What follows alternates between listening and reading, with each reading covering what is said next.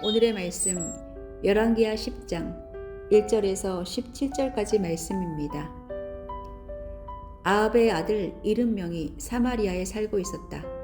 예후가 편지를 써서 사본을 만들어 사마리아에 있는 이스라엘의 관리들과 원로들과 아합의 아들들을 보호하고 있는 사람들에게 보냈다. 너희는 너희가 섬기는 상전의 아들들을 데리고 있다. 병거와 말과 요새화된 성읍과 무기도 가지고 있다. 이제 이 편지가 너희에게 가거든 너희는 너희 상전의 아들들 가운데서 가장 훌륭하고 적합한 인물을 찾아서 그의 아버지의 왕자에 앉히고 너희는 너희가 섬기는 상전의 가문을 편들어서 싸우도록 하여라. 이에 사마리아의 지도급 인사들은 두려워하며 말하였다. 저 두 왕도 그를 당하지 못하였는데 우리가 무슨 수로 그와 맞설 수 있겠소?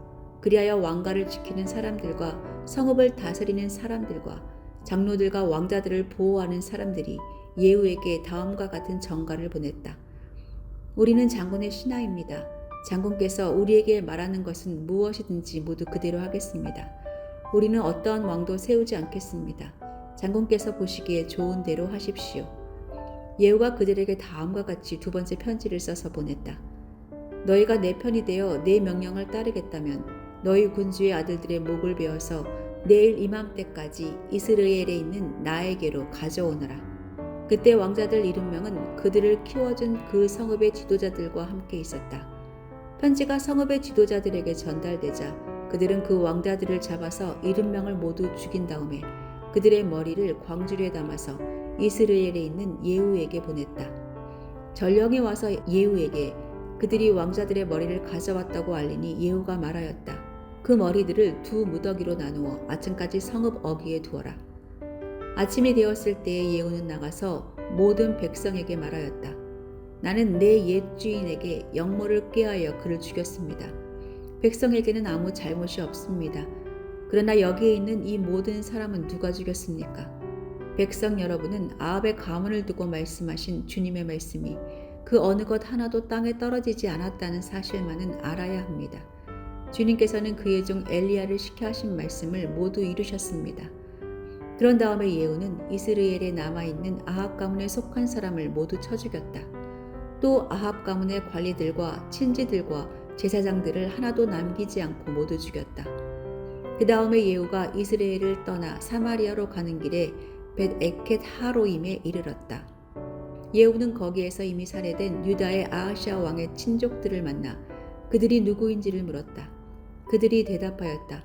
우리는 아하시아의 형제들로서 이세벨 왕후와 왕자들과 왕의 친족들에게 문안을 드리러 내려왔습니다.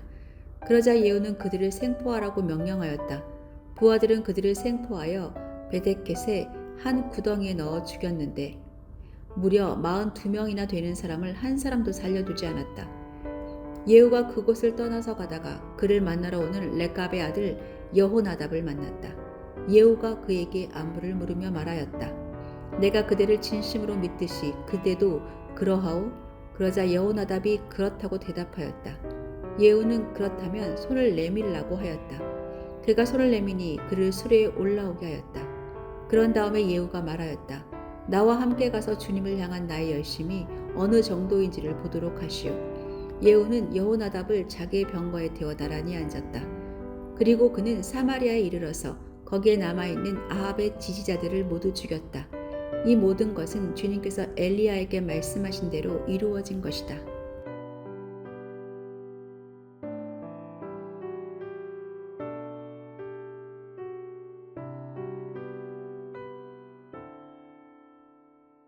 유명인 남편이 아내를 대신하여 가사와 육아를 담당해주는 관찰 예능 프로그램이 있습니다.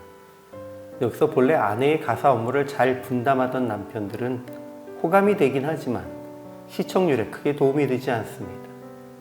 오히려 평소 가사와 육아에 별로 신경 쓰지 않아서 무얼 해야 할지 모르는 남편들의 고군분투가 인기입니다. 그런데 그런 이들 중에는 시키지도 않은 일까지 찾아서 하면서 오히려 집안을 엉망으로 만드는 경우가 있습니다. 자기는 나 열심히 하지, 잘하지 하면서 보여주는데 정작 보는 사람은 속이 터지는 경우입니다. 예후는 사마리아에 있는 귀족들에게 편지를 보내서 아합의 아들 70명 중에 그들을 위해 왕을 세우고 자신에게 대항하라고 말합니다. 그러나 귀족들은 2명의 왕도 감당하지 못한 예후를 두려워합니다. 이후 예후는 2번째 편지로 아합의 아들들을 죽이고 항복하라고 전합니다. 이에 그들은 왕자 70명을 죽여 그 머리를 광주리에 담아 예후에게 보냅니다. 이후 예후는 이스라엘에 남은 아합의 가족, 태후 이세벨에게 문안하러 가는 유다왕 아하시아의 형제, 사마리아에 남은 아합에게 속한 자들까지 모두 죽입니다. 예후가 사마리아의 귀족 장로들에게 보낸 첫 번째 편지는 용기가 있으면 덤벼봐 라는 협박입니다. 그리고 2번째 편지를 통해서 살고 싶으면 왕자들을 죽이고 항복하라며 그들에게 살 길을 열어줍니다. 이에 예후는 자기 손에 피를 묻히지 않고 수월하게 사마리아에서 아합의 아들들을 제거할 수 있었습니다. 그럼에도 불구하고 예후는 이스라엘과 사마리아에 남아있는 아합의 가족들을 다 죽이고 이세벨을 찾아오던 유다의 왕족들까지 죽였습니다. 그리고 이 모든 행동을 여호와를 위한 나의 열심이라고 표현합니다. 예후는 잔혹한 행위를 통해 하나님의 심판을 성취합니다. 요람을 죽이고 아합의 가문을 심판하는 과정에서 예후가 하나님의 도구가 되어 쓰임받은 것은 분명합니다. 그러나 어제 묵상한 바와 같이 하나님의 심판은 감정의 표출이 아니라 공의로우심의 거룩한 표현이 되어야 합니다. 그런데 오늘 예후는 자신의 폭력성을 하나님을 위한 열심으로 포장하며 나 열심히 잘하지 라고 하는 것입니다. 하나님의 마음을 온전히 알지 못하는 열심은 자기를 의롭다고 칭하는 교만과 주의 일을 하는 것이니 괜찮다라는 자기 합리화의 죄로 이어집니다. 주의 도구로 쓰임받되 하나님의 마음을 헤아려 행하는 자가 되어야 합니다.